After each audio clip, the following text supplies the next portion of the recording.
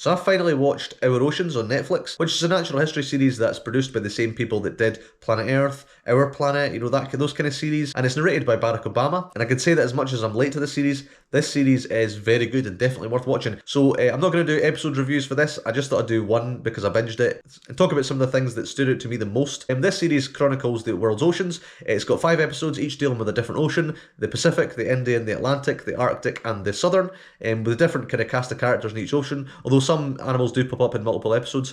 And this series is really good. It's really well shot. So a lot of the filmmaking in series is pretty spectacular. The narration's also alright, so I'm a bit skeptical of narrators that aren't David Attenborough, to be perfectly honest with you. He is the go-to man for all these programmes, especially for the BBC. He does add a lot to the series.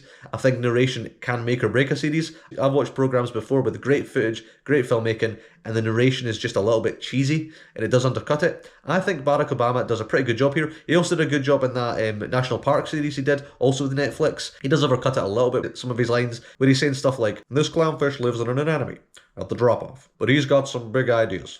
Michelle, overall, to be honest with you, he's pretty good, especially for an American narrator. I do find that some American narrators, especially when they're actors, or just voice actors, they tend to be a little bit kind of overly enthusiastic about stuff, and it does take you out of it a little bit sometimes, but I think Barack Obama does a pretty good job here. So the series opens up with humpback whales. It's a humpback whale heat run, which I've seen multiple times in BBC series, but this used drone footage to film it, and it is pretty spectacular. You actually get a sense of how fast they are. So when the males are clashing with each other and they're scaring each other off, it's really intense. You do feel like it's a pretty violent confrontation, which we've heard about so many times before, but I think this did a really good job of just showing you it. And the footage of the humpback whale mother and her calf as well is pretty spot on. It's really nice. We've got a wee suction camera on the calf, so we get his point of view, and that's really nice. I really like that sequence. Considering it's something I've seen before a few times, it added a new perspective for me, and I really, really appreciated that. I also really like the humpback whales raiding the salmon farm. That was really cool. I didn't know about that. When the two males are basically waiting for the salmon to be released, it's great. You get a sense that really there's nothing the people at these fisheries can do. I mean, when two humpback whales are planning to raid your stuff,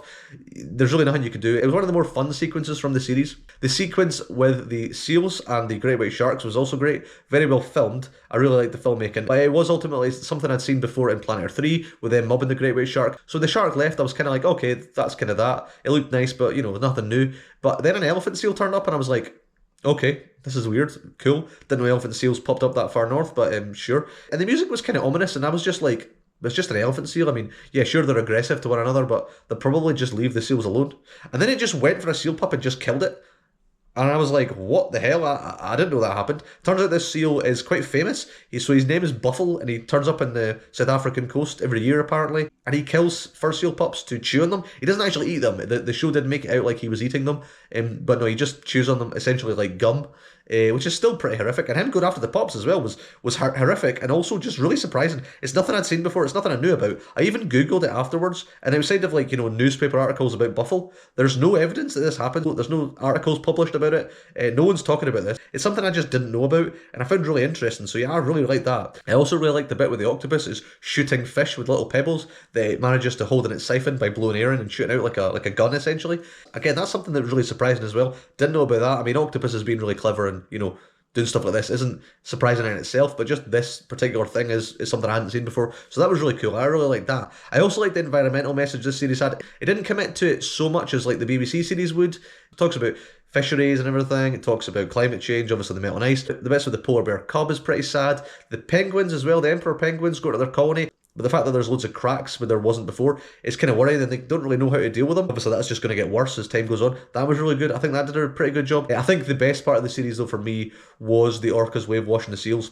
I mean, that's something we've seen multiple times before. However, this just added a new perspective to it. We focus on a crab-eater seal, and crab-eater seals are always great. We've seen the orcas going for them before, but we kind of get a sense that they're not ideal prey. But this sequence, we see a crab-eater seal on the ice with a Weddell seal. They're just kind of hanging out, and this orca pops out, and every time the orcas popped out, it was terrifying. I think this is one of the most scary orca sequences I've seen. The orcas do seem terrifying here, and we get a really close-up view. I mean, you see the orca's eyes and everything. It's pretty in-depth, even underwater. I mean, that's just shows you how far the technology's come, even since Frozen Planet 2 came out. It's really impressive. And again, this sequence was amazing. I mean, I've watched it again. Just that sequence is fantastic. You see them going after both seals, but the Weddell seal's obviously, the one they're going for mainly. Every time they popped out of the water, the Weddell seal made a little kind of sad little dog noise, like a wee...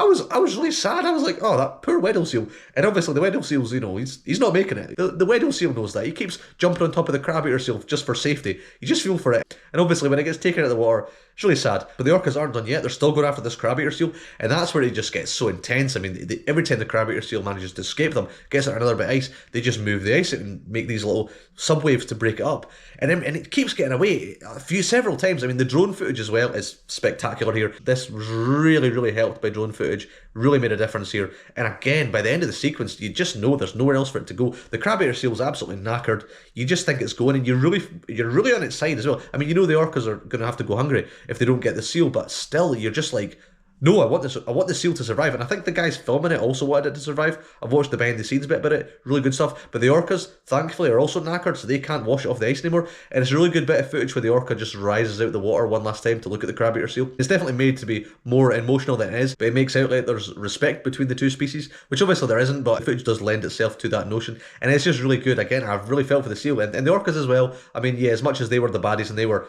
absolutely terrifying here, and they were. I did kind of feel bad for them at the end because, climate change, there isn't a lot of sea ice left. This type of hunting's going to go, and that's kind of how they feed. So, yeah, it's pretty sobering as well. So, yeah, this series is very good. It's definitely worth watching. So, yeah, let me know what you thought about this series in the comments below. What parts did you think were great? Did you think it was great as well? What did you think of Barack Obama's narrator? I mean, I thought it was pretty good. But, yeah, let me know in the comments below. Also, feel free to like, comment, and subscribe, or don't if you don't want to. It's perfectly fine. Yep, I'll be doing more videos soon. So, look forward to that, and goodbye.